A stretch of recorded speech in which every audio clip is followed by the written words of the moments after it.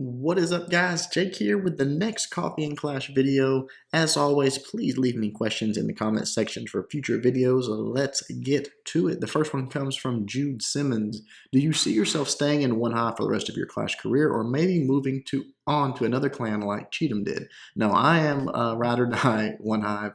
I will quit the game when it's time for me to leave or just to move on. But my career will be spent at OneHive for sure. Next one comes to us from Sigurd Stavum.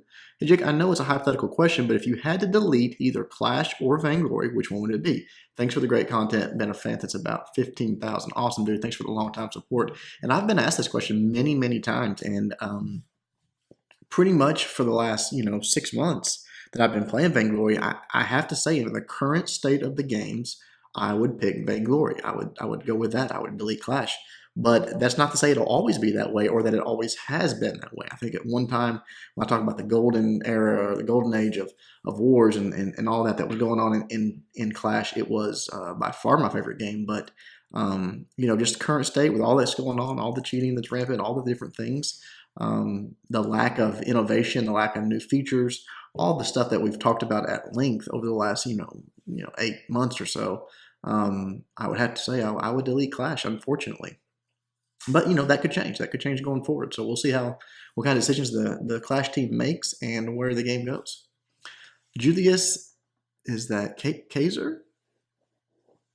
Julius Kaiser. Do you guys at OneHive usually build new bases when they get 3-starred in random matchups? Mostly all the 9s get cleared at this level of war. I don't have to tell you. And so it would cost much time to build a new base after every single clan war. Keep up the good work, man. Get better at 3-stars because of your channel. Awesome. Glad videos have been helping you. We do not rebuild bases that we use in like random matchups. Most of the time, like after an arranged war, like no one will change their base until the next arranged war type thing. And even sometimes then, some of us forget occasionally to change the base out. But in general, no one cares what base you have as far as a random matchup.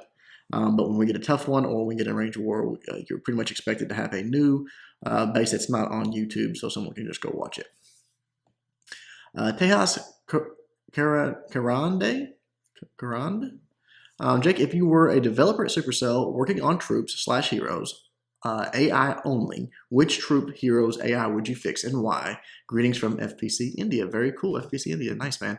I won't go through like a list of ones I would change, but I'll tell you the first one I would change. If my job was to work on AI for troops and for heroes, I would change the AI for wall breakers. And I've talked about this before. What I would do is simply make it to where when you selected the wall breakers, you could literally tap the wall that you wanted to target. And the actual tile down to that thing. And every time you tapped it, a wall breaker would be deployed. So you just tap 1, 2, 3 on that wall. They would all go to the same spot. It would make it much better. There's no logic, in my opinion, to having a troop that is so hard to control when it's very important what section they open, where they go, all those things. And it would be a pretty easy, I would think it would be a pretty easy fix to do that, to make it to where you could actually tap the wall you wanted to break open. It would have to be a wall that was exposed. You couldn't have like a center wall or anything, but an exposed wall, you would think they'd be able to do that. So that's what I would change. Eagles Wong, how many percent of OneHive war attacks are old school, go alone and go home? No Queen Walk Fox dragons involved. It's an interesting question because I've talked about that a little bit recently in the recaps and things like that. It's almost an exotic fruit now when you see an old school Goho or Golaloon, and I would say it's probably 5%. I'm just guessing. Valks are king and Queen Walks are very much part of the meta, so it is something that you don't see as often for sure. And I try to show them when I do see them because I think it's interesting just to see that variation. But it's crazy how fast things change and how the meta shifts constantly, and as things come into the game, and it just continues to move and base design sort of follow. So pretty interesting question. Max Jacobs, do you think the bowler could be good if it gets a buff? And if so, what troops do you think it will work well with? Again, it's hard to predict what people are going to come up with for a troop, but honestly, the bowler, at least in war, now I'm talking war because I look at everything from a war standpoint. I don't see a big role for it simply because of the difficulty, in my opinion, to predict its AI. It doesn't have if it was like a defensive targeting unit, or at least a defensive preferred, even if it didn't like it completely ignore other buildings, but if it tried to move in a way where the second bounce even would get to a defensive structure, I would like it a lot better for war attacks. But I don't know what they could do. If you just do more damage, I mean, that's not necessarily going to do it, because literally, if the buildings aren't lined up correctly, they'll walk by a building that's in their range. It's like they're going to search out the building that lines up just right to get a second bounce and get a hit. So I really think it's going to be tough to predict what they're going to do and to use them in war attacks. But we'll see. People are very creative, and they could easily come up with something that surprises me or that I haven't thought of, or that really nobody's thought of yet. I've seen these people try the bowler walks with the healers on them, and again, they'll walk right past an air defense just because it wasn't in the right line for their ball to hit with second bounce, and their healers die. So it's an interesting thing, but I don't see any real big benefit to them in war attacks just yet. ProHad FX. Now that some YouTubers like Clash with Cam are slowly quitting the game, do you think this will give it an impact on Supercell to refresh the game like it did with Clan Wars? Man, I really hope so, because that's people are like, oh, it's no big deal, Clash with Cam. That's just our circle. But to lose a YouTuber to say, yeah, I'm done posting videos for this game, that built his channel 1 million+ subscribers off of that game, is a big deal. Whether Supercell or anybody else wants to admit it, that's a big deal, and that is hopefully a very big wake-up call, or a big sign to Clash of Clans that this game literally can die. I mean, if you have guys like that just say, I'm out, peace, I'm bored. This game can die and will die someday, obviously. But I really hope that Supercell has I don't know. They hold their cards so close to their vest that it's so hard to know what they're doing. I sent Anna a long email talking about recapping some things that I think need to be done, and just sort of offering my suggestions to sort of revitalize the game. Because again, it is slowly, I don't want to use the word dying, but the fire is gone. Especially in our little war community, the fire is gone. It's not what it once was, and I hope that comes back, because it was so much fun when it was that way. So we'll see. Hopefully that anytime something like that happens, they take notice, because I know that wasn't one of their YouTubers that they supported, but still, 1 million subscribers, just sort of no more Clash type thing. That's a pretty big deal in my book. Atomic Galaxy. What are your thoughts on non-defensive villages with a powerful Town Hall 9 to 10 or 11 offensive army? I really don't, I think they're just trying to get an unfair advantage, honestly. What's the point besides that? Some people just do it to be a troll and have some fun, but if you're talking about like war stuff, what we talk about here, people that are bringing those into war, I mean, clearly they're trying to get lower ranked bases they're getting matched with and have the offensive capability of 3-starring much higher bases. They're trying to get an unfair advantage. Clearly it's within the rules of the game, so that is what it is, but it's just sort of gaming the system. I don't like it. I don't think it's necessary. You practice your skills, you get better, and you should want those tougher matchups. So I really don't understand it when people do it just for that purpose. Maybe I'm missing a reason why someone would do that besides that, but to me, it's pretty straightforward. That's what it's for, and hopefully people don't, I don't know. I don't like it. I guess is the short answer. I don't like it. I wish people didn't do it.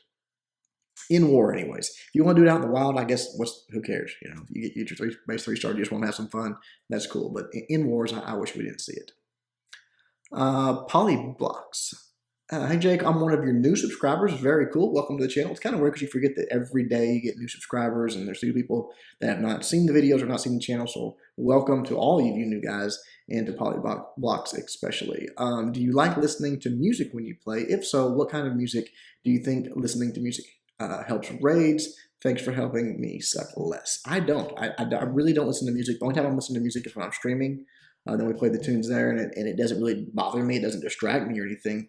But it's not like that's part of my ritual when I'm doing war attacks, is to put on music or anything like that. I know some people do. It helps them relax. It helps them, get rid of the jitters or the nerves. Put on one of their favorite songs or something, maybe something to pump them up.